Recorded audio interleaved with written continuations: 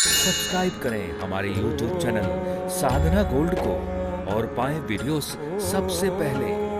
Bell icon दबाना ना भूलें। एक बार कैकेयी ने कहा राजा दशरथ से कि महाराज हमने सुना है कि आप इंद्रलोक में जाते हैं। कहा हाँ जाता तो हूं। कहा महाराज हमने सुना है कि वहां पारिजात का वृक्ष है। कहा हाँ है।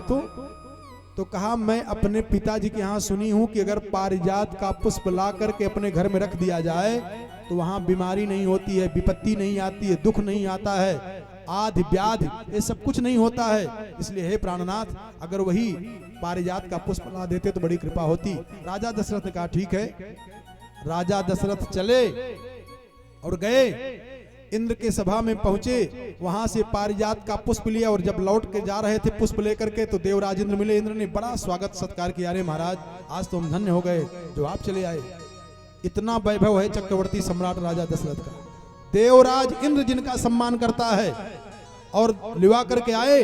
अवध नरेश राजा दशरथ को अपने सिंहासन पर बैठा करके हाथ जोड़ करके खड़े, महाराज क्या सेवा करूं। और बातचीत करते करते उस पारिजात के पुष्प को वहीं सिंहासन पर चक्रवर्ती नरेश ने रख दिया और धीरे से उठे चले आए अपने रनिवास में। जब पहुंचे अवध में तो रानी कैकेयी ने कहा महाराज पुष्प लाए। अरे कहा पुष्प तो लिया था लेकिन मैं तो राजा इंद्र के दरबार में ही रख दिया। हाँ महाराज कितनी आस्था से कितनी आशा से मैंने आपको कही थी।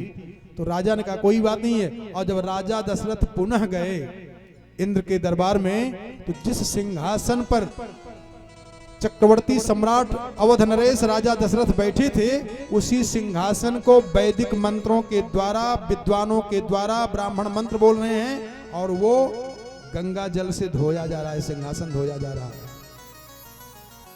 राजा दशरथ के मन में चिंता हुई, बताओ इसी सिंहासन पर हम बैठ के गए, क्या हुआ जो ये धोया जा रहा है। तो राजा दशरथ ने एक नौकर को बुलाया, कहा इधर आओ। नौकर पहचान नहीं पाया ये वही राजा दशरथ हैं। कहा ये बताओ ये सिंहासन धोया क्यों जा रहा है।